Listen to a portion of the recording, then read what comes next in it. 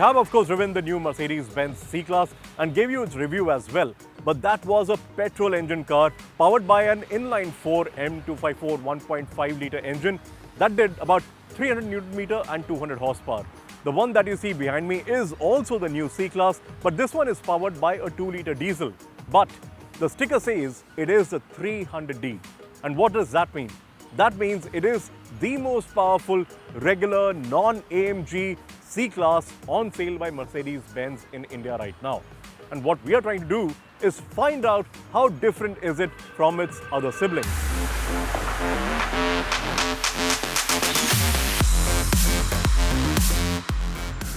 So when I said this is the non-AMG C-Class, what I should have really said is that this is the non-AMG AMG C-Class, because this comes clothed in AMG bits. And that is the main difference between how this one looks compared to the other two lesser models. And yes, there are two other models, because one is of course a petrol with a 1.5 litre engine, and the other one is a diesel which is powered by largely the same engine as this one, but this has more boost and that's why it produces more power.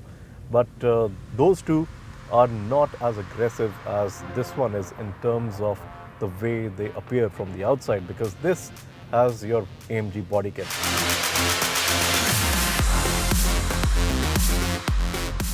So the changes apply everywhere. The grille is different, it is deeper, richer, and the silver accents are star-shaped. That's three-pointed logo of Mercedes-Benz, and it's all very nice and sleek.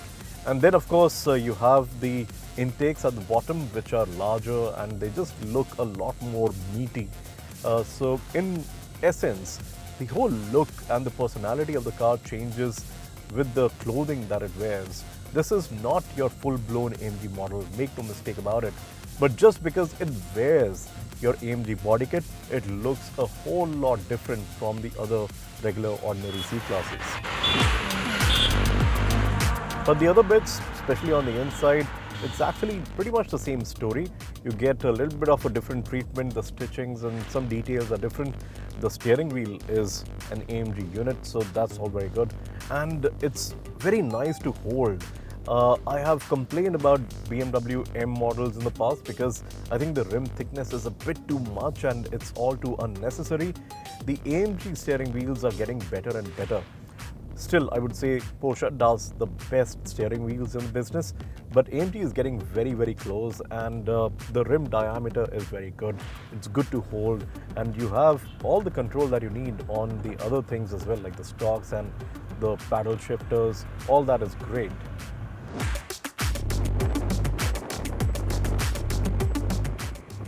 The C-Class is often called as the baby S-Class, and that's all for the right reasons, because the moment you get into the cabin, you get a sense of opulence that is not really all that greatly exhibited by some of the other rivals in the segment. Yes, Volvo is doing some absolutely fantastic stuff, but the sense of quality, the richness, and just the sheer sense of luxury that you get in a Mercedes-Benz car is something that is a step above. And that is very nicely visible in this cabin as well, because apart from the treatment of the vents, everything else is very S-Class. In fact, I like the vents in this car a lot more than the S. It has a little roundish sort of a shape, and that looks a lot more pleasing to the eye. Otherwise, this massive tablet in the middle and all the other things as well are they just reek of quality, and they give you a sense of driving almost an S-Class that's kind of shrunk by about, say, 40%, and that's what you have. That's exactly what the C-Class really is. BMW has always been credited as being the driver's car, but over the last couple of generations, Mercedes-Benz has also been working on its C-Class in a way that makes it a lot more entertaining to drive than it used to be. It used to be a very plush, very comfortable car, but the last generation and the one before that as well, in fact, was a hoot to drive. And I've driven the AMG models also, the two, and they were absolutely crazy good fun. And the fact that you get a sense of fluidity with this chassis, and also the sense that it can be your playful partner even if it is not the full-blown AMG model, is something really special. It almost feels like a BMW in that way. And that is very, very high praise, because the 3 Series really is the benchmark when it comes to driving involvement in this segment.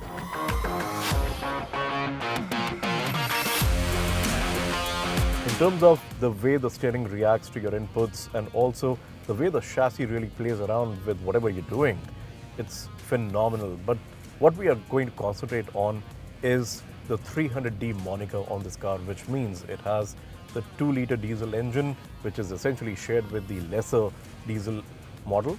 But this one has higher boost, so it produces 265 horsepower and 550 Newton meter. And like with the other two models in the range, this one also runs on the 48-volt mild hybrid system. So there is essentially a motor that gathers electricity, feeds it into the battery, and then that provides additional boost. And that boost can go up to 200 Newton meters and 20 horsepower. But I'm not really concentrating on 20 horsepower because that's not your party trick. The party or the centerpiece is the 200 Newton meters. So imagine you have 200 Newton meters of reserve torque, just absolutely ready to attack the moment you want to. While I was very impressed with the 1.5-liter engine that Mercedes-Benz has plonked into the engine bay of the C-Class, I am a little bit more impressed with this 2-liter diesel engine. Make no mistake about it, the 1.5 is an absolute marvel, because what Mercedes-Benz has been able to eke out of that engine is absolutely unimaginable. It's involving in its own right, not as much as, of course, this one, because there is no substitute for displacement and power. The more displacement you have, the more power you make. But for a 1.5-liter engine, that is phenomenal. And it's also extremely refined, which this one is not. The other diesel, we have not driven it. I'm not really going to comment on it. But this one really is somewhere in the middle. It's the sweet spot in the Mercedes-Benz range, I believe, because when we get the AMG model, this one is going to be the one that fills the void of being just there, but yet very controlled. This is not a BMW 340i, definitely not that. It's not as playful. And the weird thing is, in fact, the 340i is the X-Drive, so it doesn't really have a lot of slip going on, but just a little bit more playful than this one.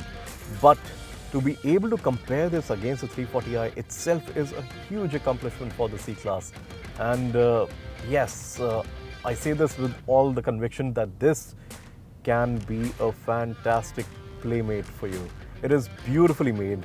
The suspension is nice and compliant, but also very forgiving, and it definitely absorbs all the bumps. So it has that typical C-Class quality of being plush and exhibiting great ride quality, of course, but it also just transforms itself the moment you have your Looney Tunes hat on, and that is really, really heart-pleasing.